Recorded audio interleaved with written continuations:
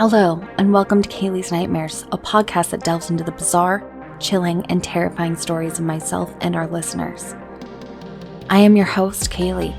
Tonight's author is Reddit user CIA Herpes, who also writes as J.H. Salem. The story is narrated by myself. So turn off the lights, lock your door, and hide under your covers. This is My Father Always Kept the Shed Locked. Today, I found out why, part 4. The darkness around us was oppressive, cloying, and total. Anywhere we weren't pointing our flashlights would turn into a solid wall of black, impenetrable shadows. But we could hear something. As we walked further down the hallway, we heard soft footsteps and giggling. Sometimes it sounded like it would come directly behind us. At other times, it would come from the rooms all around us. The endless rooms that split off the hallway on both sides. We found some strange things in those rooms as we walked slowly. The gun raised in my hand and the Bowie knife raised in my brother's. There were corpses in some of the rooms. Many had partially mummified in the dry, chilly air down here. Others were clearly fresher. One woman was hanging from the rafters with a note pinned to her chest. I looked back at Gil when we reached this part of the hall. We had stayed out of the room since the incident with the little boy, but some deep, innate curiosity needed to know what was on the note. Gil nodded at me, and we walked forward side by side, scanning every corner of the room and looking back behind smashed-out fish tanks and torn sofas covered in black mold for any signs that we weren't alone in here. Once we were both satisfied, we returned to the young woman hanging in the center of the room. She had somehow climbed up to the ceiling, opened a panel, and found a sturdy enough beam or rafter to tie the rope to.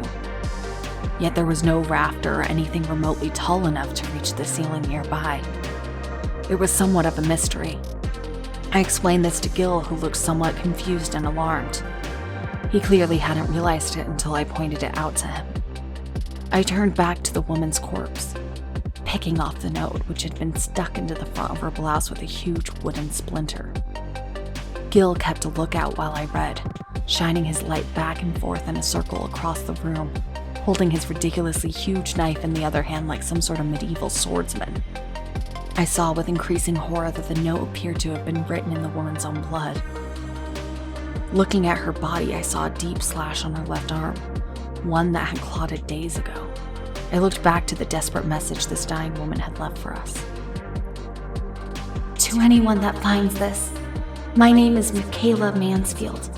I came in here by accident through the sewers underneath the town of Kaplan. My 2 friends and I went exploring and got separated after a girl in our group twisted her ankle. I went forward alone to help her, while my other friend stayed behind with the injured girl. After a day of being lost, my flashlight started to die, and I thought I was going to die with it.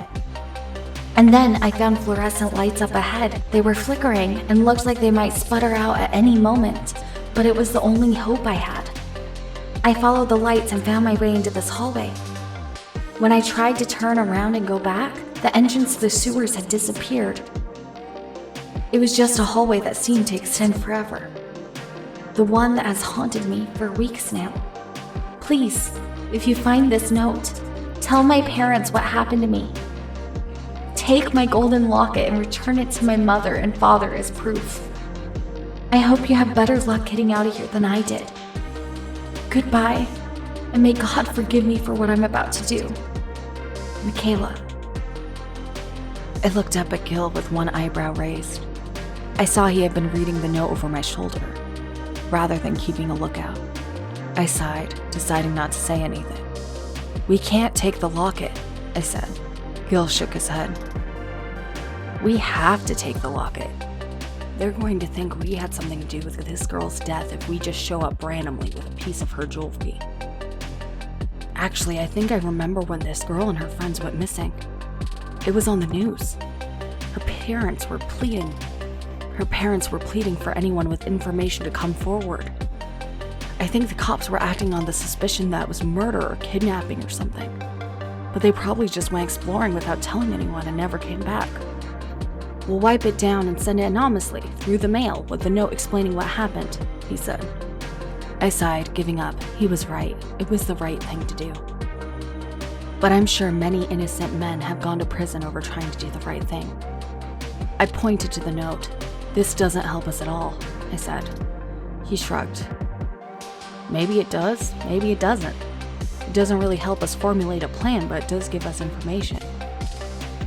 For example, now we know that this place probably connects to a lot more places than the shed.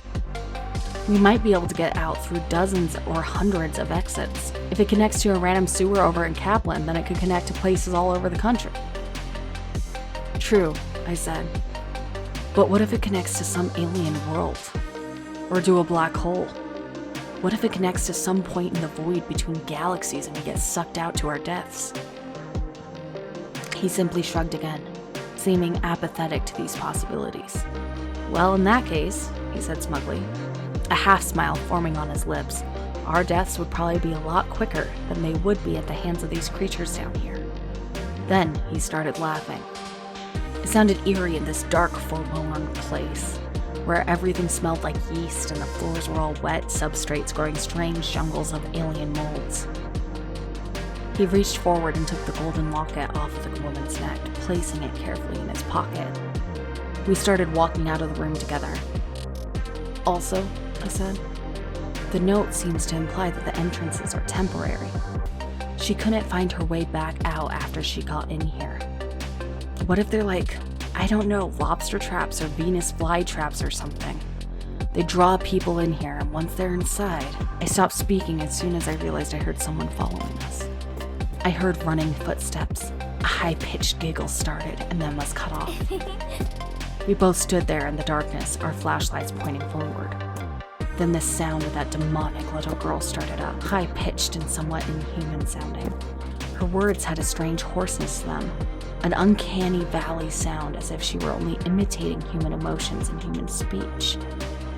Adam's it, but he won't play, she said sulkily, her voice bouncing off the walls, the rapid beat of the footsteps approaching nearer and nearer. He says his throat hurts, so I guess I'm it. You better run. God damn it, Gil said, swinging his giant knife around him from side to side as if he were going to bat a mosquito with it. His light flashed and wavered as he tried to keep watch on all sides. But I knew she was coming from behind us. I could feel it. I kept my light shining down there, the gun raised, trying to emanate a calm I didn't feel. Then I saw a flash of blue zigzagging crazily past a chair leg and the snapped remains of a folding table. Tiny legs pumping at a superhuman speed. She looked little more than an approaching blur. Listen to me very carefully, I said, trying to keep my gun pointed on her. We need to cut off her head. What? Gil said. Why? Last time bullets didn't work on. I began, but then she was on us. No more than a few feet away, jumping over the discarded junk that intermittently appeared on the sides of the hallway. Then I felt myself knocked over by a tremendous force that took the air right out of my lungs. I still had my hands crossed in front of me, one holding the gun and the other a flashlight. The skeletal face of the creature was mere inches away from my own, biting and gnashing madly. I could see small muscles in the back of her mouth working furiously. She was pushing down on my arms with all her strength, which was far more than such a small body seemed to suggest. The gun was pressed closely to the front of her chest. I was about to pull the trigger when I felt the weight start to lift off of me. I saw Gil behind her, wrapping his arms around her neck and pulling her back. She still gnashed and bit in a mad frenzy, small droplets of blood and saliva dripping off her mouth and into my face. She kicked her body back and forth like an enraged snake, freeing her neck from Gil's grasp. He went to grab her, but her skeletal face opened wide, the jaw hanging halfway down her neck. With the speed of a cat snatching a mouse, she leapt forward, snapping her jaw around some of the fingers on Gil's left hand. I saw his index and middle finger disappear into her mouth, and he began to scream in agony. I was scrambling back to my feet at this point. I ran to the girl, using all my body weight to push her. She went tumbling on the floor, her mouth flying open so she landed hard on the wood. 2 mutilated fingers flew out, rolling across the floor and disappearing into a dome of black mold. I was sweating heavily now, drops of precipitation rolling down my forehead and stinging my eyes. I tried to wipe them away, thinking of what to do. My mind screamed at me to shoot, to empty my entire magazine into this little monster. But I knew in my heart that it would just be wasting bullets. Deep down, I knew what I had told Gil earlier was true. We had to cut off her head. Just like in the old myths of vampires or demons. I had a deep instinctual feeling that fire or decapitation would be the only way to deal with her. And as for fire, we had no flamethrowers. "Gil," I said, "get ready." He was holding his spurting hand tightly against his chest, still grasping the Bowie knife in his right. His face was alarmingly pale and white, and I wondered if he might not just pass out right there and doom both of us. But he hadn't dropped the knife. Even while fighting the writhing monster, even while getting his fingers bitten off. He is stronger than he looks, I reassured myself. A sense of calm and clarity came over me then, and I saw what I needed to do. The demonic girl was getting up, growling, spitting, and laughing. I ran over and stomped on her back, putting my full weight on her body to drive her back down. Then I took the pistol and shot her through the back of her kneecaps. 1 bullet for each. She wailed as dark red blood poured out of her small legs, turning her head almost all the way back to try and bite me. Her hands were changing, the small fingers lengthening and darkening into sharp, black claws. And I knew our time was running out. "Now!" I yelled, and Gil ran forward, using his right hand to swing the Bowie knife. I watched it fall in a descending arc as if in slow motion, watched it approach the skeletal face that was looking at us with black eyes and unfathomable hatred. It went clean through, and was so sharp that for a split second the head stayed there, the face blank, looking like it was still attached to the body. Then it tumbled forward, dark blood spurting out of the neck and staining the white and gold molds underneath with its crimson hue. Gil fell back against the wall, breathing fast. He dropped the Bowie knife to the floor. I saw his flashlight, still on, had rolled against an ancient wheelchair. That was probably new back in the 1960s. I stopped and grabbed it, shoving it in my pants belt so it would give me more light to work with.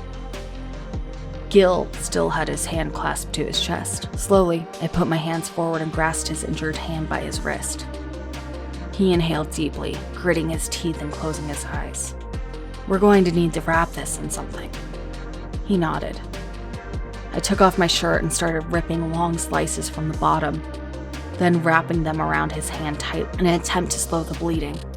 When I got to the fingers, he flinched and seemed to waver on his feet. I reached a hand out in case he was about to fall over, but he managed to steady himself. "All done," I told him as I put my shirt back on, which was missing the bottom third portion now, and looked rather absurd, almost as if I was wearing a woman's crop top. "It feels like my hand's on fire," Gil said in a hoarse whisper. "We're going to need water, too." I was feeling the start of dehydration pangs myself. "That girl, Michaela, her note said she was stuck in here for weeks. That must have meant there's water." "That must mean there's water. Assuming her counting was correct and seeing there's no sun or sky to go by. If there's no water, she would have died after a few days, especially being on the move," I said. I was hoping that we would find food as well, but it wasn't really life or death. I knew that we could potentially go weeks without food and still live, even though it would be extremely unpleasant and weaken us physically. I sighed, shining my flashlight at Gil. "Ready to keep going?" I asked. The lights turned back on. Most of them were still either out or flickering on and off rapidly, but enough of them lit down the hall. "Oh, thank God," Gil said. "At least now we're not walking through this junkyard in the fucking dark." Up ahead, I saw something new as well. It looked like the hallway forked off. I pointed at it and Gil's eyes widened. Finally, after walking for endless miles, this place does something. As we neared it, I saw there was even a sign. One pointed left, reading to Ferrodin. The other pointed right, reading to Rusty Township. I've never heard of either of those places. They're definitely not in the county. Gil's dark brown eyes looked past me into the room behind us, and they widened. I reached for the pistol, turning quickly, but I found nothing but a mostly empty, half-lit room. Against the corner was a vending machine and a soda machine. "Oh, thank God," I said, running forward, reaching in my pocket for some money. Then I remembered I had left my wallet at home. After all, I thought we were just going into the shed. Gil strode right past me. "Don't be an idiot," he said, taking the butt of his Bowie knife and smashing the glass of the vending machine. "You don't need money. Who's gonna call the cops? The walking undead and demons down here?" He pulled out brands I had never heard of. Overholser's beef jerky, chocolate bars with caramel and peanuts called Eisenharts, Took's saltwater taffy, and Riza's fruit snacks. The other vending machines were no less alien. I smashed it with the butt of my gun and found some Springy's lemon lime soda, Kana brand cola, St. Christoph's ginger ale, among others. Not one of the brands was recognizable from our world. We tore into the food with ravenous hunger, chugging bottle after bottle of soda. It all tasted similar enough to what we expected, though. Some of it was rather strange. The ginger ale, for example, had small silver shavings on the bottom of each bottle. Their trademark gimmick, and Gil swallowed them and nearly ended up choking. I smacked his back hard, laughing. "I don't think you're supposed to drink those," I said sarcastically. We were filling up our pockets when the drumming started from down the hall. It was so sudden and loud that the otherwise perfect silence that I jumped nearly a foot, spinning around and taking out the gun. It was becoming second nature to me at this point, and so much adrenaline was constantly pounding through my body that I was jumpy as a cat. The drumming grew louder and fast. It reminded me of some of the drums some ancient Aztecs must have used when cutting out the hearts of prisoners of war. It had deep, primal beat to it that would be useful for stirring people up during acts of savagery and violence. It was coming from the direction labeled Rusty Township. I could barely hear myself think over the intensity of the drum beats. I tried to motion to Gil that I would go first since I had a gun, but he should stay right behind me. But he looked like he was smiling and nodding and likely hadn't understood a bit of what I was trying to communicate. Sighing, I started forward and down the corridor. I peeked my head around the next corner, where a doorway opened up into a large gymnasium. The ceiling towered over me. I saw dirty, disheveled people standing in a semicircle around a metal coffin that was stood up on one end against the back wall. Blood was pouring out of the bottom, following a river of clotted gore that stretched across the gymnasium and curved off to the right corner. The people surrounding the metal coffin were laughing, clapping their hands and cheering, stomping their feet in time with the beats. I saw scurvy blossoms and festering sores across their faces and exposed skin. And for the first time since we had gotten lost down here, there were windows across the edge of this massive chamber. Windows showing the outside world. I ran over, looking out. I saw a city on fire. The buildings burning, sending up thick black fumes of smoke. It reminded me of what Berlin at the end of World War II must have looked like. Fronts of the houses had collapsed inwards, the streets were cracked and filled with debris, and I saw bodies hanging from lampposts up and down the street. Many of them were so old that the ropes were starting to fray. Some of the bodies had started to mummify, with thin, papery skin clinging tightly to desiccated muscles and hanging jaws. Around the corner of houses and alleyways, I caught glimpses of strange shapes, crouching, half-animal, half-human beings, who carried sledgehammers and long knives, robed figures who seemed to float over the devastated and cracked ground, and children with red skin who I saw crawling up walls on all fours like geckos. The drums stopped as suddenly as they started. My ears were still ringing. I turned back to the semicircle of sickly, dirty people. They had stopped their clapping and dancing and cheering, and now just stood like statues, staring at Gil and me with flat, dead eyes. You shouldn't stare into the township, a thin woman with filthy black hair said. A strange accent crept into her words, one I hadn't heard before. Strange things live in there, and they come out when the drums stop. She stepped forward, whispering. We keep them away by giving them a sacrifice every time the drum beats come. The blood satisfies the ones in the city and the other in the halls. We will all have our turn in the coffin. Sure enough. Another member of their group stepped forward and opened up the metal coffin. I saw long, thin spikes sliding out of a body, and then a pale form fell out, landing on the dirty floor with a wet smacking sound. The smell of coppery blood in the air was now overwhelming. Gil and I both gasped in unison as we saw this form on the floor was a person, a young woman in fact, almost totally drained of blood. Dozens of puncture marks were sliced into her face, neck, stomach, legs, and arms. An expression of pain and horror was frozen onto her dead face. Her wide, staring eyes looked up at the ceiling. "You killed her," Gil said, aghast, still clutching his mutilated hand close to his body in an unconscious gesture of his anxiety and fear. "Why? Why would you put someone from your own group in an Iron Maiden?" Iron Maiden? The girl with black hair in the front responded. "Aye, that's as good a name for it as any." We call her the Steel Mistress in my world. In my time, the Steel Mistress sees a lot of us. Sees a lot of use. She gestured out the window, her face emotionless. You see, my world, after all, it is a place that always reeks of death. More often than not reeks of fire, too. "What part of the United States is this?" Gil asked, gesturing out the window. The woman frowned. I do not know these United States, she said, shrugging. "What country are you from?" he asked. Why, Viggorath, of course, but Viggorath only has 3 states. Rusty Township was the capital until 'twas attacked by the Black Hand Legion soldiers. We're all refugees from Rusty here, she said sadly. "This isn't getting us anywhere," I said to Gil under my breath. He nodded, sighing. "Can you show us how to get back to the stone steps?"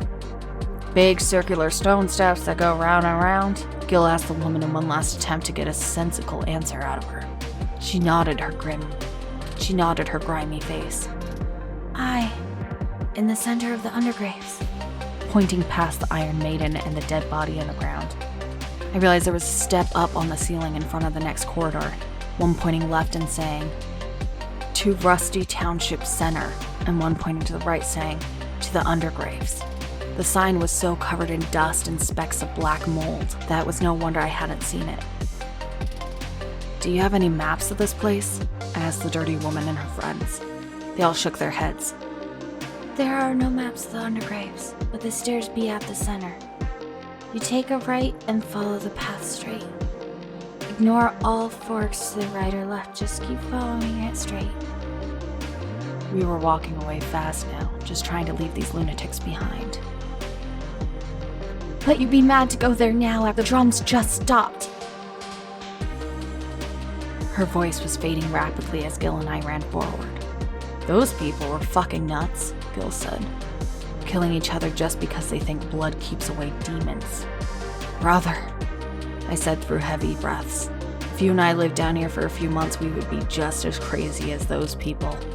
As we jogged to the undergraves, I realized the walls were turning into something organic and pulsing, like being in some huge intestine. Massive forks to left and right appeared every few hundred feet. From then, dark shapes appeared, stepping forward. They moved shakily, blurring as they stepped to the right or left, randomly. Their mouths opened wide and seemed to be filled with blackness. Their eyes looked like pure black sockets, and the rest of their body was no more than a shaky silhouette of shadows. When the first few stepped forward, I didn't know what to do. I gingerly raised the gun, deciding better safe than sorry. They were coming at me fast, jerking randomly. Their skin seemed to writhe and shiver as I stared at it. As they got within 10 feet of me, a deep burning heat started to fill my body, as if I were standing in front of an oven. I started shooting. 1 bullet for each of their center mass, and they dissipated into smoke. I watched the black stuff curl back into the red, pulsating room that they had just come out of. The sense of heat dissipated instantly, but my skin felt warm and strange. We were running through the undergraves now. Miles of slick gore covering the floors, strange tissues growing across the room, and tumor-like sacs covering the fluorescent lights, which even here flickered endlessly across the ceiling. In many of the rooms, I saw people strung upside down from the ceiling, their ribs sliced open. Strange, hunched figures sliced the meat into strips, preparing it and drying it. One of them looked at me with its pig-like face, its bovine legs walking across the sticky floor, slowly and uncertainly at first, and then running for me. I was running low on ammunition by this point. Gil came from behind and disemboweled the creature as it raised its butcher's knife. It had been so focused on me that it hadn't noticed him jogging up with his blood-stained bovine knife in one hand. "I can't run much longer," Gil said, panting. I nodded wearily. Neither could I. My hand is still on fire, too. I really should have gotten medical attention like 12 hours ago. Part of me wondered if the stairs were even here, or if we had just been lied to, sent into the worst part of the strange hall to become sacrificed to these abominations. We had, after all, put our lives in the hands of a band of lunatics, but at this point, we had nowhere else to go but forwards. Thank you for listening, and if you want to add to the podcast, which is a collaborative story platform, please enter your own story at Kaylee's Nightmares on Facebook, r/Kaylee's Nightmares on Reddit, or send it by email to kayleesnightmares@gmail.com to have your story read on the pod. If you have any ideas you want to see made into a story, please feel free to send as well. To support my work, donate to Kaylee's Nightmares on Patreon. If you like today's story, please follow and support our author today on Reddit at CIA Herpes. Thank you, and have a good night.